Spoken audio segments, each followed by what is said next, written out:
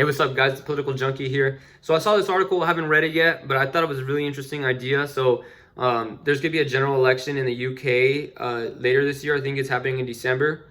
And so this is on BBC News. The name of the article is General Election 2019. Labour pledges free broadband for all. So this is basically internet for everybody. Which I think as we progress more as a society, I mean, man, in today's society, it's pretty impossible to have a good functional life without the internet. And I think there definitely should be an argument whether, like internet should be like a utility, and whether that utility should be provided to you by the government. Because, if poor people can't afford to use the government, and even going to school, some assignments are, you have to do them online, or you need a computer to do them with internet connection. As we progress further into society, I don't think that's going to decrease at all, where you're going to need the internet to accomplish some things, whether it be for school or for work, and that's going to negatively impact poor people if they don't have the internet. So let's just read this. Let's just see what it what it talks about.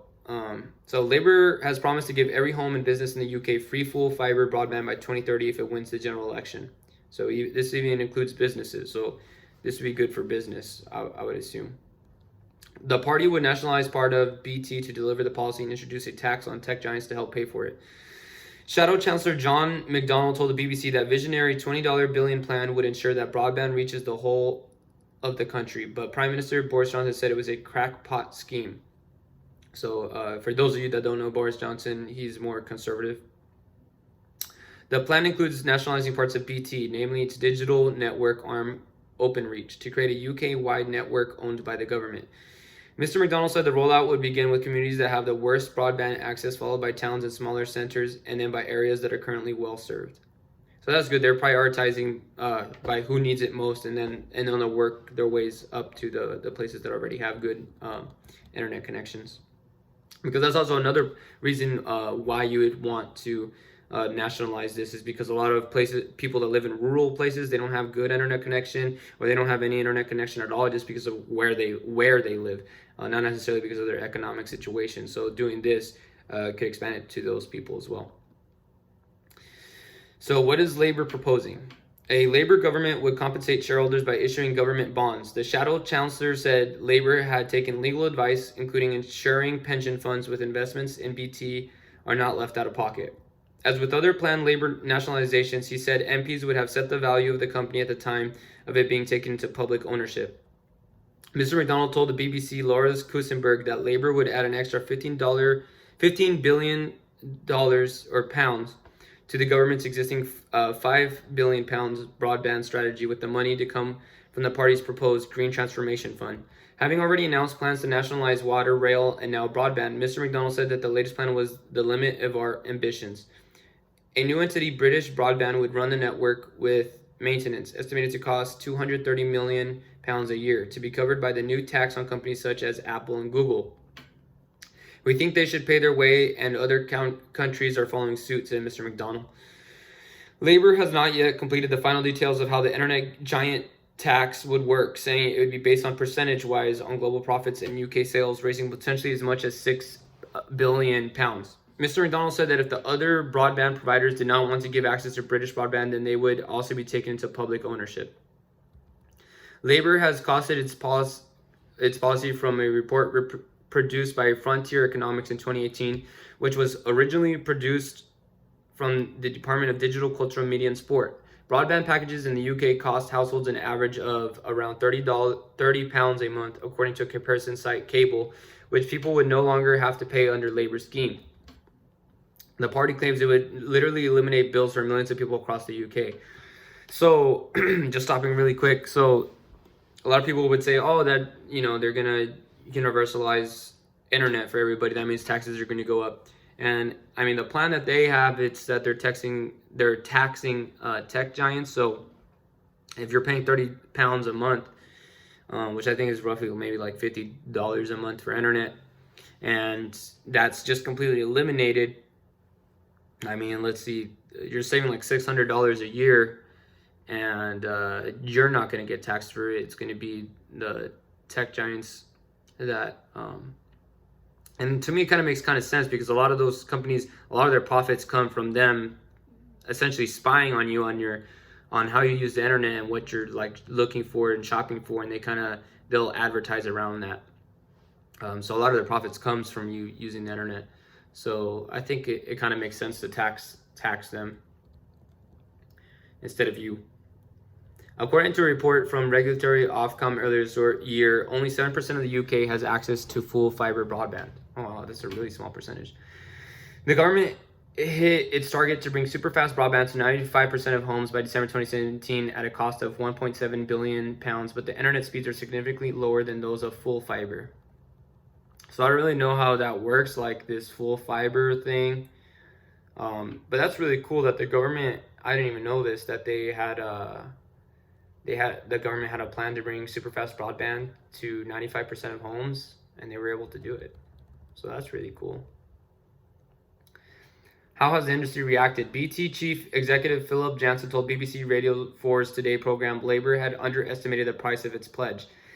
But he said he was happy to work with whoever wins the election to help build a digital Britain, although processing for implementing Labour's plan would not be straightforward. He added that the impact of any changes on BT pensioners, employees, shareholders, and the millions of investors via pension schemes needed to be carefully thought through.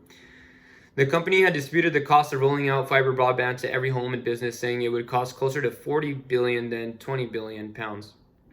The BBC's business editor Simon Jack said Labour's proposal had caught BT off guard, as Mr. McDonnell has said in July that he had no plans to nationalize the telecoms giant. Following Labour's announcement, BT's share price initially fell by 3% before recovering slightly. Julian David, chief executive of Tech UK, which represents many UK tech firms, said these proposals would be a disaster for the telecom sector and the customers that it serves. Now, obviously, this guy, he owns, I guess, one of the UK tech firms that they would be directly impacted if the broadband were to be nationalized. So obviously, he's going to say it's a disaster. And he says it would be a disaster for the customers. If it were to work and they were able to get broadband to everybody, I think the customers are going to be really well off. But I think he is correct in saying, yeah, it's not going to be too good for the companies, because they're no longer going to be making profit off of giving people internet access. The Tories say the full cost of Labour's plan could be £83 billion over 10 years, rather than the £20 billion claimed by Labour, arguing that they had greatly underestimated the cost of renationalizing parts of BT broadband rollout and salary costs. Mr. Johnson said Labour's plan could cost the taxpayer many tens of billions, and that the Conservatives would deliver gigabit broadband for all. So that's really interesting. So the compromise is instead of not having it at all, which I think would happen in probably in the United States, the Conservatives gigabit broadband for all. I don't know if I'm like misinterpreting this, or like as the Conservatives, like they're gonna sabotage it and make the internet really slow when it rolls out, or if that's like a legit compromise for the Conservatives. Anyways, he has previously promised £5 billion to bring full fiber to every home by 2025, but Mr. McDonnell said the Conservatives' funding plan for improving broadband was nowhere near enough. The Liberal Dems held Labour's announcement another unaffordable item on the wish list. The SNP called Labour's plans a pie-in-the-sky promise and said the Scottish government was putting $600 million into broadband. I think it's really interesting that, because, you know, in the UK there's more than a couple parties, that all the parties kind of said it's not possible, but then they all also have their own plans that, I mean, it doesn't cost as much as theirs, but they're still like trying to do something about it. So I think that's at least good that they're all trying to do something about it. So could it work? Analysis by Rory Sullen-Jones, technology correspondent. All sides are agreed. The UK is falling behind competitors in rolling out a fiber network. The gold standard, where fiber optic cable would rise directly into your home, and way behind countries such as Spain, Portugal, and Norway. That's crazy that they consider that they're behind. United States, I haven't really heard of anybody really trying to implement like a broadband to every home and stuff like that. I think that's something that more politicians should probably look into, because it definitely looks like there's competition between the countries in the European Union about who can do this the fastest, the quickest, and with the least amount of money. When he was running for the Tory leadership, Boris Johnson described the broadband strategy of Theresa May's government as laughably unambitious and promised £5 billion to hit what the broadband industry thinks is an extremely ambitious target.